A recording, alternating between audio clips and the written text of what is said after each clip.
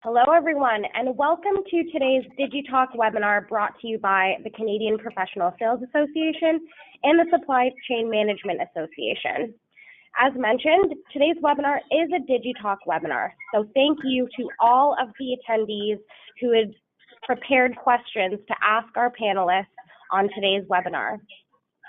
All of the questions in today's webinar have been contributed kindly by any partners or contributors that have received our email, so thanks so much for participating in today's webinar.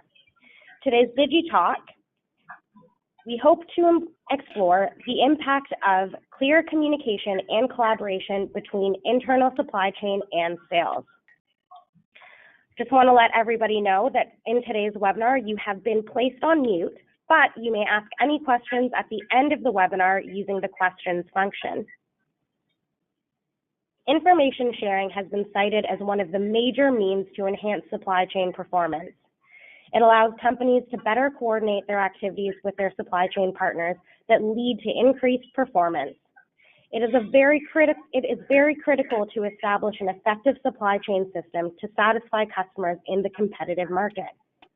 There are many factors affecting the business performance, such as cost reduction, speed of new product development, on-time delivery, reduction in inventory, and better interface between and among organizational functions. Today's webinar will investigate the effects of collaboration with the sales and supply chain departments, and will explore the benefits of collaboration, communication, and information sharing between the two as an important role for improving business performance. For today's webinar, we have two panelists. Our first is Tanya Brown. Tanya Brown is a Senior Manager of Sales, Inventory, and Operations Planning at Conagra Foods. Tanya is an accomplished leader in sales and operations planning with a proven track record of driving significant business processes and efficiencies. She has over 15 years of North American experience in supply and demand planning and in supply chain optimization.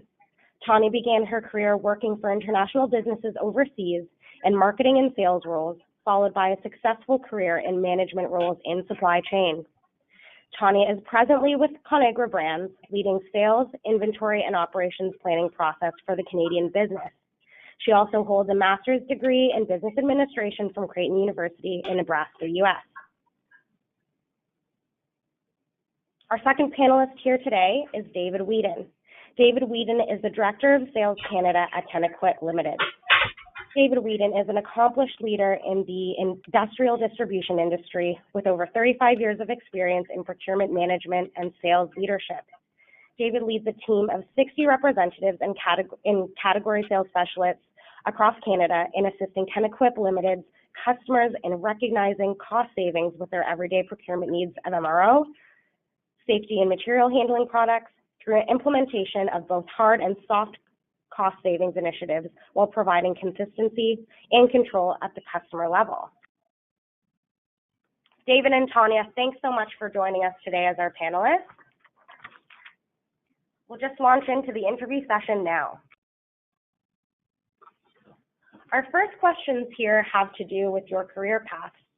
You both have such extensive backgrounds and strong leadership in sales and inventory and operations planning, but can you tell our audience today how exactly you ended up in your respective fields of work? David, can we start with you? How did you begin your career in sales? Certainly. Good morning, everyone.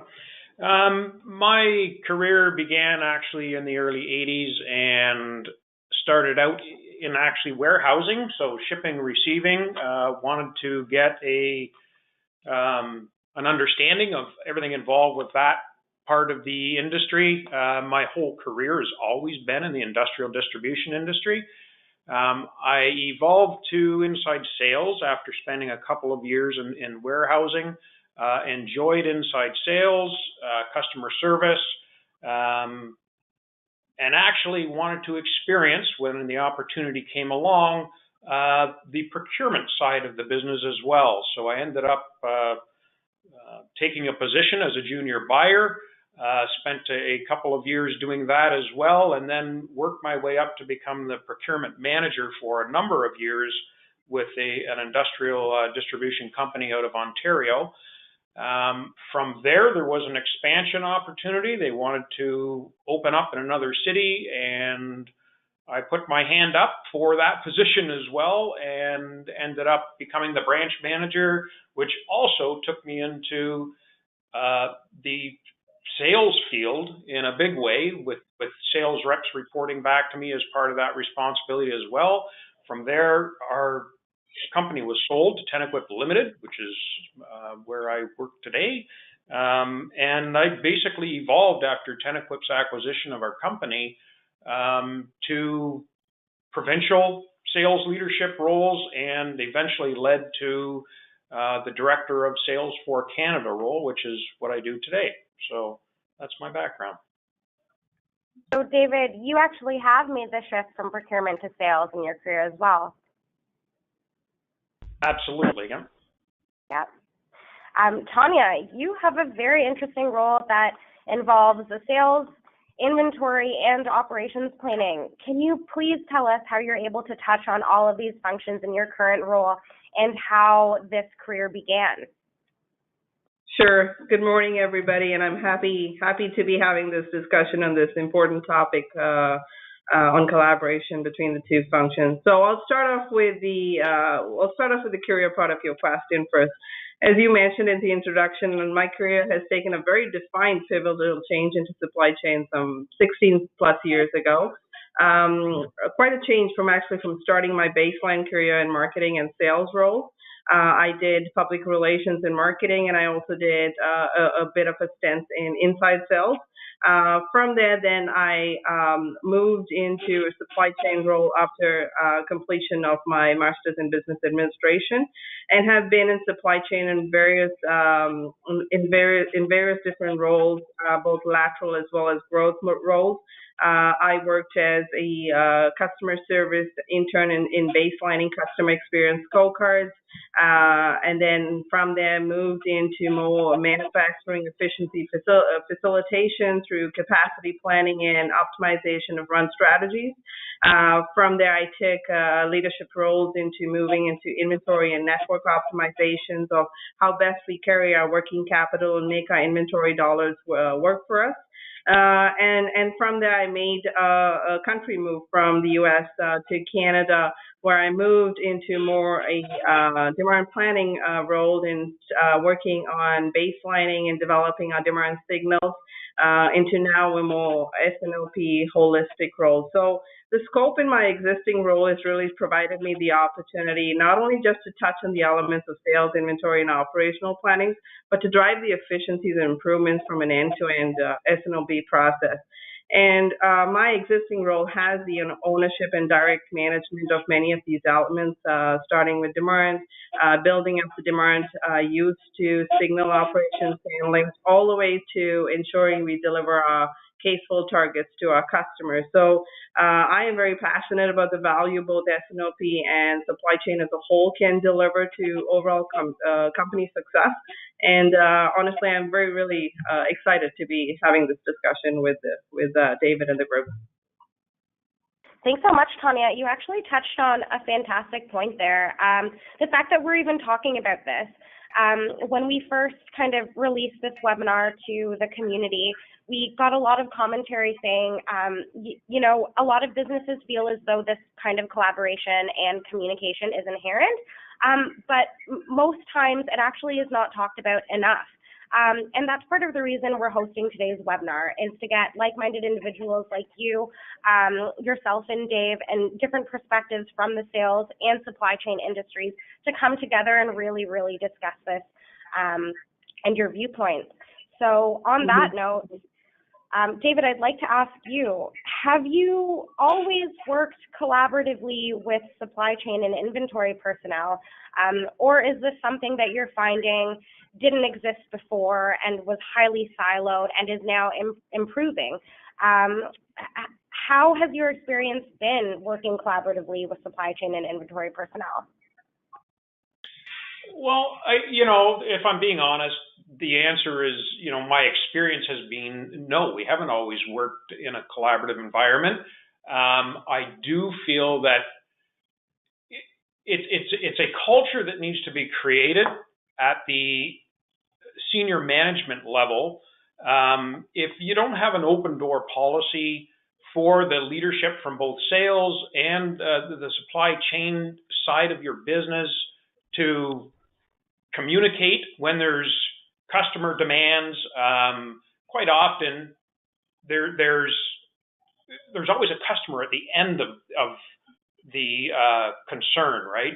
And sales and sales and the supply chain divisions are definitely conducting different roles within the organization. Sales are out trying to satisfy the customer's needs, and which are always changing, always becoming more demanding. Their thought process really isn't how are we protecting the cost of inventory? How are we making sure the turns are efficient with their own organization? Their concern is more, how do I get this customer's needs fulfilled? And often that means let's make sure they don't have stock outages. Let's make sure that their supply is never interrupted, which means putting a lot of product on the company's shelf, right? So I think that, and conversely, the supply chain management position of that is you need to protect the company's overhead. You need to protect the turns on the products and the carrying costs on the product. So I think if there's two silos and you're not communicating, how do you ever reach the goal of being able to satisfy the customer while still remaining profitable as an organization? So that's not always been my experience. I've lived in the world where there has been silos, but you have to keep breaking those walls down until you've got a culture where there is good collaboration and communication. I've found that most times, if there is that communication, you can come up with a solution. That's a win-win for both parties. So that would be my response. Tanya, what about you? In your career, is this something that comes across as easy, this type of collaboration between supply chain and sales? Or are the walls, like David said, are they there? Are they present and something that you're feeling? I think there are a few things that can either support it and hamper it. One of the things is obviously the metrics and operational objectives that each function is working towards. As a functional unit, you're always working towards your objectives and metrics. But if those objectives and metrics don't ladder up to a common aligned overall objective, which in my opinion should be really excellent in the customer experience, so more than just the traditional customer satisfaction equation, once you have that, it allows for a more effective collaboration dialogue across the function. So that's really important. But additionally, too, collaboration is not just it's just a topic of discussion. It is a very cultural aspect within the company's culture, and it takes time for it to be built if it doesn't exist. It requires a lot of leadership sponsorship and really the core way of integrated business planning versus just a siloed excellence concept that we often see over there. So, but to that too, it's also important to know that collaboration is a continuous investment, and just having that one time, but not investing or continuing to fuel that relationship will tend to kind of diminish the long-term value, and that's how it should be looked at it. So for me, the business processes around how the interaction allows the cross-functional challenges of the status quo per se to have better solutions on the company. So it's not something that just comes with it, but I would say it's something that you can build, but it does require constant evaluation as well. So with that being said, Tanya, do you think that that this is more of a cultural thing, or do you think that collaboration and communication between the two departments varies from industry to industry? Do you think that it's needed more in some areas than most? Or can you tell us what roles have required the most communication and collaboration between supply chain and sales from your experience? Sure. From my experience, the way I look at it, first of all, like I said, it's important to that the objectives and the metrics that we all kind of measuring to add up to the common objective. That's important. Right. But I think additionally too, from a supply chain lens, I wouldn't necessarily single it out to specific roles, especially because supply chain itself is a link of activities. It's a link of roles that each of them play in their own part. And I think it's important that collaboration just doesn't limit itself to one or two roles within supply chain. Some functions, for example, by natural placement in the execution of the operational processes, might see a higher frequency of communication. So say, for example, your frontline planning teams, your demand and supply planning teams, these roles need and should always be very connected on the communication channels with sales, right? So whether it is the flow of the demand signals, the evaluation and the planning of those demand signals, or just the external macro environmental changes that's happening. So that's important. Your operational teams deeper in the supply chain, say, for example, your manufacturing, your procurement teams, might not necessarily have the same level of communication frequency. However, that said, there should be always working to an aligned and shared objective. So ensuring there's that open dialogue about sales priorities and what each of the teams are working to is always really essential to make sure that these functions deep on the organization understand it and they're putting resources, people, processes against the achievement of those objectives. On the other hand, there are also these other functional groups within supply chain, so that have a direct customer-facing relationship. For example, your customer service teams, your customer supply chain support functions. So these are important. That there's that collaboration, communication that's in the internal teams with sales. That they're on the same page and they're collaborating. They have one face to the customer and they're presenting customer solutions with one voice. So it goes, there is a lot of functions within supply chain where I think the collaboration of sales takes different forms, different frequencies, but I think there's high value in ensuring that we don't just see it on just the frontline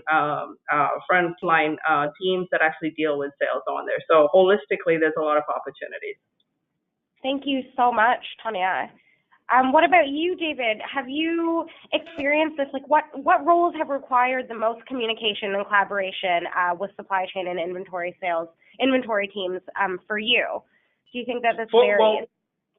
For me, first of all, I agree with Tanya. There's so many different departments that have to be engaged in that collaboration. And there has to be an end goal, and everybody needs to be clear about what that goal is and work within the constraints to get there.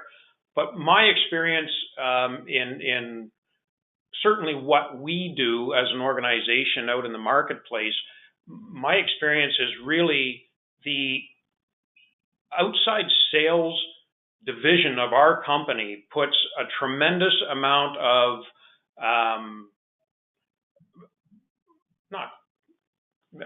demand, I guess, on our supply chain network at our organization.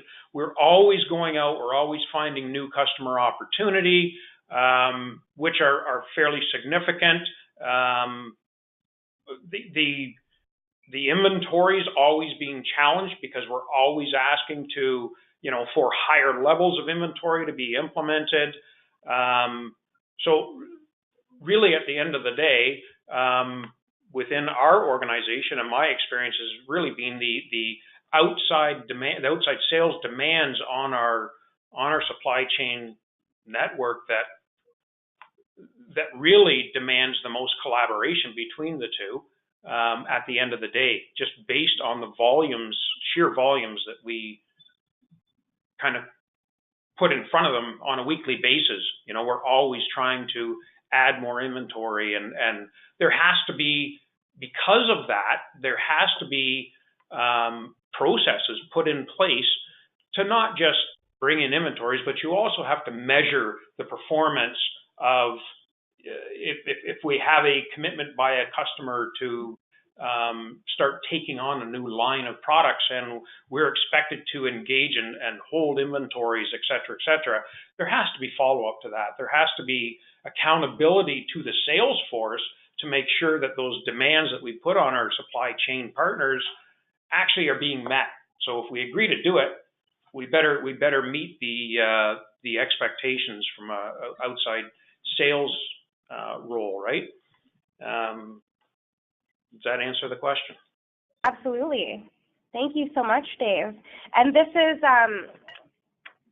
not a question submitted by the audience. This is a question that I have for both of you. But are there any tools that you guys are using in your roles right now that are making things a little bit easier to communicate with either supply chain or sales? Or would you say that kind of monthly meetings or weekly meetings are working fine, or are our internal kind of chat systems a little bit easier amongst you? I'm wondering if there are any tools out there that you guys are using. Tanya, do you have any feedback on that? Yeah, well, I would say a few things that we've kind of done is, yes, our processes do require a little bit more formalization in terms of the communication flows. So it's not just communicate for the sake of communicating, Right. but I think we do have certain processes that we built in across the teams where when there's changes in demand signals, what is the key information you do need to transfer to supply chain so that they can plan, make, and deliver those products. Additionally, there's also you have to look at your customer base in terms of not everybody is always equal at the same time, and how do you treat maybe different customers, different scenarios, different accounts differently, and you mobilize your resources and your tools on that perspective as well. So we do that in terms of when we do certain consensus processes and forecasting processes. How do we look at things differently? There are different brands, and so also there's different customers that play different roles within your organization and what they drive, whether it's revenue or margin and so forth. And being able to kind of segment customers and products so that way gets to be a little more helpful because we are all working with limited resources, whether it's processes, Right. tools, or people. So it's important you are spending your time on what's really going to be more effective or going to give you the best results in that way. So that's some other ways we've done it. What about you, Dave? Are there any ways that you're creating touch points with inventory and supply chain? Yes, outside of the weekly or monthly communications at the senior management level, we've actually created internal processes. Online forums is a great example where if we are doing a commitment to inventory, the appropriate information is filled out on the form. It's traceable or trackable that way. We can run reports based on those forms that have been filled out. So 6 months down the road, we can actually track,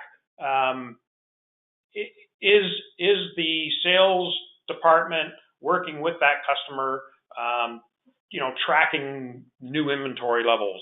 We can help with the min-max adjustments at that point in time, but there is mechanisms in place to make sure, beyond just verbal discussions, to make sure we're meeting the expectations of our customers, but also making sure that we're, doing what we said we were going to do. If we're going to commit revenue stream to bring in more inventories, we again have to support that with action if it's not actually happening, and we can track all of that internally. Thank you so much, Tanya and Dave, for answering that question. I am very excited about the next one.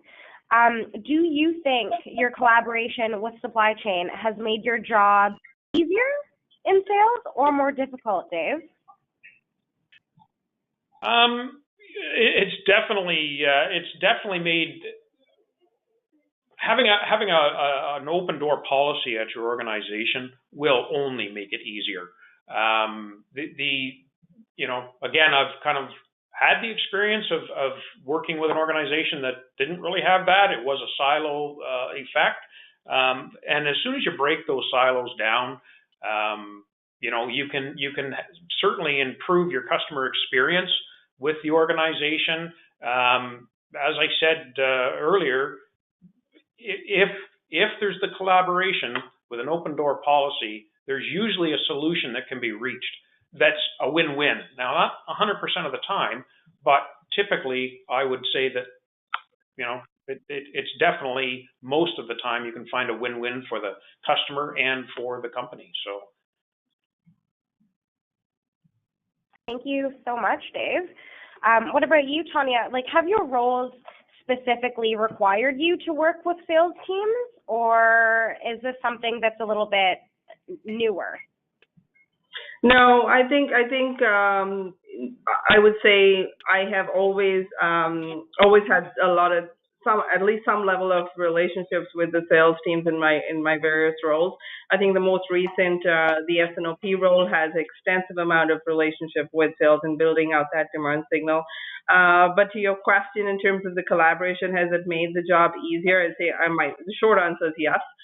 The way I would like to look at it though is the level of collaboration that I've experienced is it allows you to have a more open dialogue about not only just educating about internal supply chain capabilities, challenges, and limitations, but it helps you set expectations on how we can match the customer expectations with the current state of resources that we have. So you can have that open dialogue with sales when your customer is asking for certain requirements. Are we even able to deliver on those requirements? That collaboration, having that open dialogue will allow you to have those open conversations and not be working at two different end results. But I think also it has helped from a supply chain perspective is build out the roadmap on future state of resources and peoples and processes and structures that we need to develop in order to sustain the overall company goals of how we want to build our long-term customer relationships. So as I mentioned before, I think both teams are integral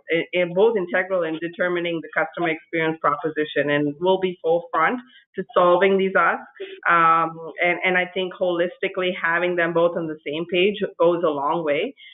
Specifically for supply chain management, the benefits that we've seen in having these trusted communication dialogues is we've seen improvements in operational goals, whether it's from reducing lead times, carrying the right mix of inventory, having fewer stockouts, etc.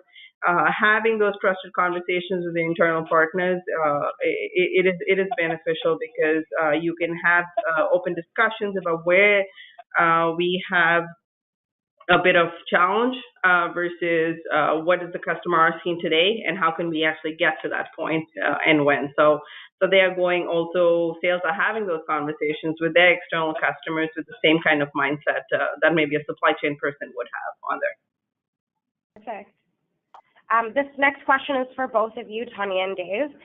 How do you think that overall collaboration and open communication between supply chain and sales has benefited your bottom line? Can you mention maybe some wins that you've had? Tanya, maybe we can start with you. Sure, absolutely. I think while the operational goals of both these teams are maybe defined differently, and I think we've talked about that as well. For me, the collaborative approach will not only help to achieve results for both the individual teams, but will help you achieve it for the enterprise in totality. One of the things is really data sharing. Data sharing, for example, sharing of really trusted customer demand signals is really, for me, a very important analytical lifeline that can improve predictability of forecasts. And I think having a credible forecast signal is so important. Because from a supply chain lens, when we are trying to work on service and cost, it really can eliminate and or focus our costs and resources so much more effectively. So data sharing is one of the things that's really come out from a collaboration perspective, and taking those costs out of the systems and not being able to deliver on that is important. Some of the other traditional wins Conagra has seen is through an improved approach on managing our case fill targets. In today's CPG world, our customers are quite demanding in terms of their needs, and the cost of not delivering on those needs comes in the form of customer penalization. So fines are quite a revenue stream in today's CPG world. So I think for us, we've seen when we are able to have those conversations, have that predictable demand, being able to deliver better results in case flow are important. The other one is really building our inventory projections and our working capital builds on not just on historical data points, but really using that customer demand signal. So we're carrying a better mix of products, and we're carrying the right mix of products, and we're stocking at the right with the right distribution centers. It helps improve our inventory turns, and obviously with that, it helps with it has helped with reduction of inventory write-off. So dollars that could be put to be reinvested back into the business for other things. So yeah, those are some of the wins I would say from a supply chain side that we've seen quite effectively been delivered. Thank you. Dave, what about yourself? What kind of wins have you had that affected the bottom line? So I've experienced similar wins as Tanya's indicated there as well, right? It's being able to track through the data, through the reports, which allows your company to keep the cost under control, but it also allows in my case with the products with the customers, it's there on time. A lot of our customers that we deal with are just-in-time delivery. Well, we have to make sure we get it there just in time, so that we're not letting the customers down. The process we have in place, I think, is very very accurate, works very well, allows us to keep our overhead to a minimum. At the same time, making sure those products show up at the customer sites when they need them. Also keeping their costs down, by the way, because they're not having to inventory extra due to fears that they're not going to have the product for production times, et cetera, et cetera. So it's kind of a snowball effect. It's just being able to control the data, work with the data, and monitor that. Again, everything's working right through the whole flow, right till it lands on that customer's dock. That's a win-win. It helps your company control their costs. It helps control, greater margins, outcome, et cetera, because you're not having to scramble to find something in a last-minute environment, which costs everybody more at the end of the day. So yes, it's very, very similar to Tanya's experiences. We have the same thing happening here. Now, what about the flip side of the coin? Can you tell us about any mistakes or losses that maybe you've experienced in your career from maybe a lack of collaboration between supply chain and sales? And how could this have been prevented? Tanya, maybe we'll start with you. Sure, hindsight is always 20/20, right? Yeah. But I think often sometimes when you go with the approach of siloed functional excellence, unfortunately sometimes that overrides the overall objective setting. So that has happened in the past. I think some of the things we've seen is when there's a lack of true understanding or collaboration on really what are the key priorities, there's really a misallocation of the efforts and the resources across the team. So, or treating everything equal. There's been times, for example, maybe a customer negotiation is in progress, and it's important. You're trying to either keep that account or you're trying to land the account. And when maybe a supply chain is treating every order with equal priority and not really looking at it, it can and it has it loses credibility for the customer, and it has a longer term impact. So not having that clear understanding of what are the key priorities is something that has impacted us. The other one is from a revenue opportunity perspective. Like I mentioned, there's not only just the sales that's having conversations with the external customers, but we have within supply chain, our customer supply chain roles as well. So additionally, there is opportunities to grow sales revenues if you are having these conversations with the customers, to have not just from from just selling a product into their DCs.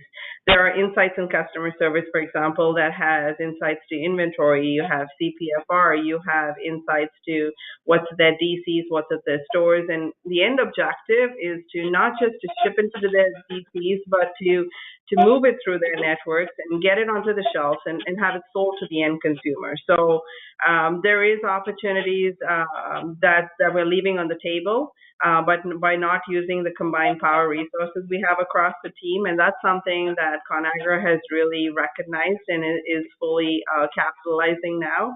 And we've seen that obviously, like I said, hindsight is 2020. We could have done it before, but in retrospect, I think not really understanding customer priorities, external factors, is and not using the combined resources is something that we look back and say now we understand the power that we have as a combined team on there. But I just want to add, though, honestly, this can happen and probably will happen again, where you have those pockets of we're not fully collaborating.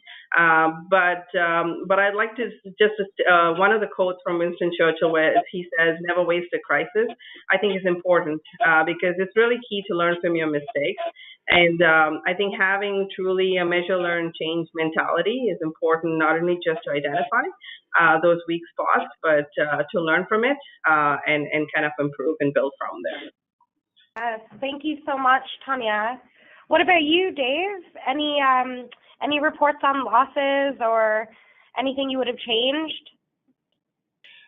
Yes, I do believe that, I have to go back to when we were kind of working in a silo environment. And some of the experiences that I would have that we've changed but actually had a negative impact was we do a lot of business with seasonal type customers, whereas in the supply chain, when you're just looking at data and turns and min-max levels and where you want to position them, if there's no collaboration or communication with sales that this may be a seasonal customer,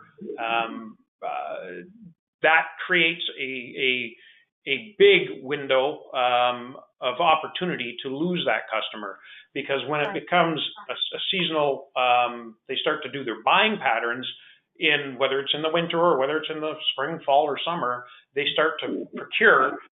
You're often out of the inventory levels that they're looking for. So, that again, I have experienced that in the past, where without that internal communication with your supply chain department, you will find that type of situation will cost you customers.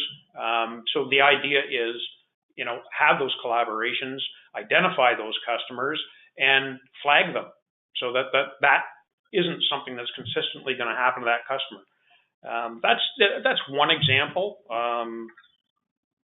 There's been others where, again, if you have a customer that buys large amounts of products, well, they're not using necessarily all of them all the time.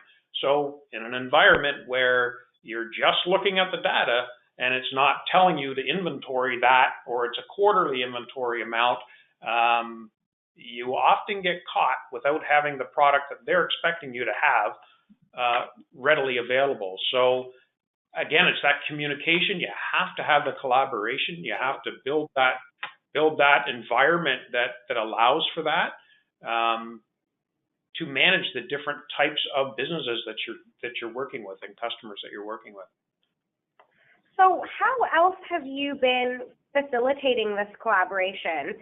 And you both have talked about experiencing perhaps a divide or a barrier between the two departments. How else are you encouraging to close the gap? And have you been doing this single-handedly, or are you finding that it needs to come from yourself for leadership? Can it start from the front lines first? What are you doing to close the gap, or how do you encourage this collaboration? Tanya? Yeah, sure. So I can go. Yeah, I think I think I think we talked about it. I think the collaboration is a behavior that it's a very qualitative aspect of the company's culture, and really building a strong culture of whether you want to call it S&OP or integrated business planning. Really, for me, is the foundation to foster these behaviors. So, but like I mentioned before, this doesn't really come overnight as well. Creating a formal IBP structure requires a lot of leadership sponsorship. It requires credibility because small wins add up and create big wins, and it does take a lot of time and investment. So it does require a holistic cultural kind of a mindset to move things Right. towards there. So, how I think you still can continue to facilitate this individually through micro steps. So for me, I think from a micro step standpoint, I think it's about really having the conversation and talking to your cross functional partners, right? So don't necessarily stay in your silos. Build your network, and also understand that you got to re-educate and relearn over time. Or having a conversations with your Right. sales teams, and it should happen at all levels. I think it's important because sometimes you'll be really surprised to really find maybe there's information sets that another department has that can be very valuable. But I think it's important for every person necessarily to take the lead. Don't assume that somebody else is going to do it, and take the lead and take the opportunities to understand what are the challenges if you're in supply chain, what are the challenges you face when a salesperson has to sit in front of a customer, or the vice versa. If you're in sales, like, okay, what do you need to understand is that how does supply chain, what are the things they need to do to actually get that product to market? So that's important. I think the other thing is really celebrating wins. I think Yeah. as even though it's small things, it's important no matter how small it is to celebrate it, and to share the credit cross functionally because I think small things do add up and Right. build momentum. And don't assume that people know about it, right? So I think there's oftentimes we do maybe in smaller pods that maybe somebody else is facing the same challenge. So when you celebrate and you create that culture over there, you tend to create a very positive momentum and educate people of better ways of doing things on there. So, but with those micro steps, I would say you got to continue individually as well as to move to an approach of a measure, learn, change. I'm a big proponent of that. I think it's important you measure what you're doing and then you learn from it and you kind of Yeah. improve on there. So those are small steps. But as an individual, I would say probably the final thing on there is stay engaged with external economic environments. There are a lot of things happening out there from a customer challenges that are creating internal challenges. And I think keeping yourself up to speed with learning resources and what's happening outside with your customers helps you with a better perspective rather than just being a functional subject matter expert. So those are the few things I think you can take from microstep, but well, I think the cultural element is important from an overall perspective. Perfect. Thank you so much, Tanya. What about you, Dave? Are there any ways that you've helped close the gap between supply chain and sales at your different organizations or maybe at Tenequip? Absolutely. I do agree that this has to be communicated. You know, your company has to communicate at different levels within the organization. I think our sales staff need to understand some of the challenges that the supply chain departments of your company face on a day-to-day basis. And any sort of change starts with an individual. As senior sales managers, you've heard me reference the open door policy a few times. Right. That's certainly, I live by that myself. You know, a lot of the concerns, new customer expectations, you learn that from the people that are out in front of our customers, and you have to share that. You need to, again, find the senior leadership, and within our organization, we're certainly, we certainly have, I think, got a good grasp on, or have a good grasp on exactly this. We have a group of 6 senior leaders within the organization that when there's an issue, when there's a policy change required, when there's a decision that kind of comes to a loggerhead,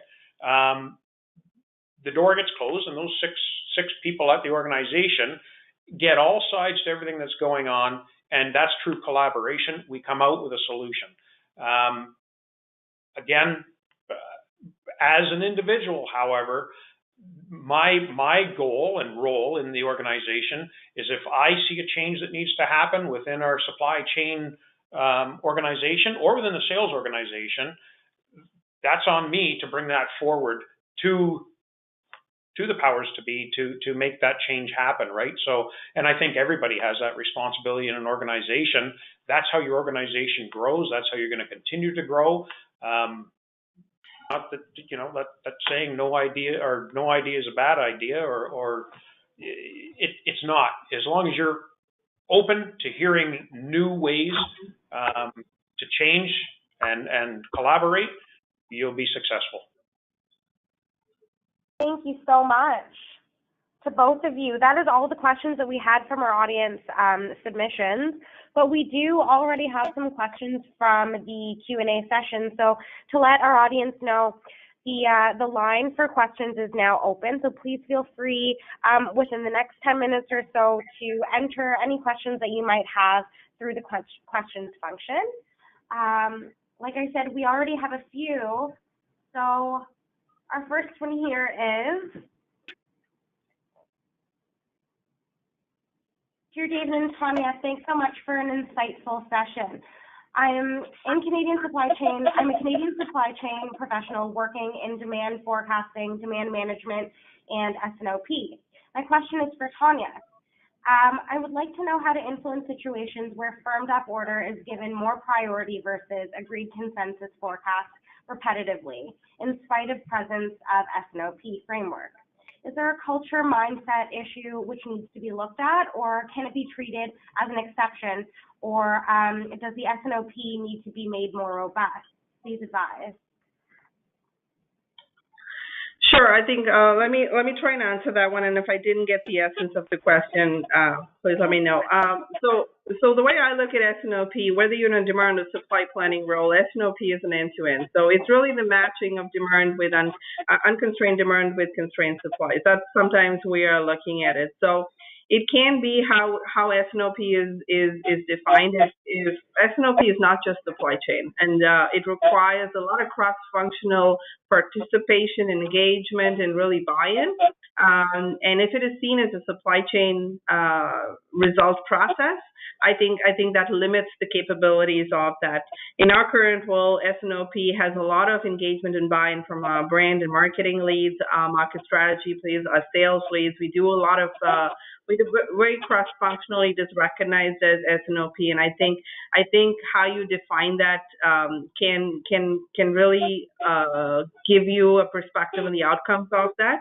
The other way on there, even though you define an S&OP process, I think it's important to understand does it really satisfy your entire product offering? Maybe that within the S&OP process itself, it requires a little bit of depending on whatever your business structure is, sometimes it can require a little bit of customization with the end goals of the S&OP, with maybe within that itself, treating each problem or each product category maybe slightly different. So those are the ways that we've seen that we've needed to adjust and evolve our S&OP process to kind of drive better results.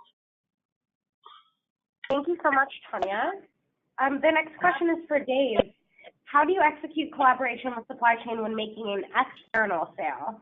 How do you ensure that a solution is the focus instead of a focus strictly on cost takeout of an item or service? And Neeraj, thanks you for your response, Tanya. Thanks for your question, Neeraj. Yeah, I'm not sure I fully understand the question, but I'll try and answer it here. So how do we collaborate when making an external sale? Yep. How do you execute collaboration with supply chain when making an external sale? How do you ensure that? Okay, so we have processes in place where we've identified the customer's needs at that point. Right. We again, if this is a new customer and they're looking for inventory requirements, just-in-time delivery, et cetera, whatever our customers' needs are, we build a program around that. And then that gets communicated back to our supply chain group. There's inventory request forms filled out from Tenequip employees based on that customer's need.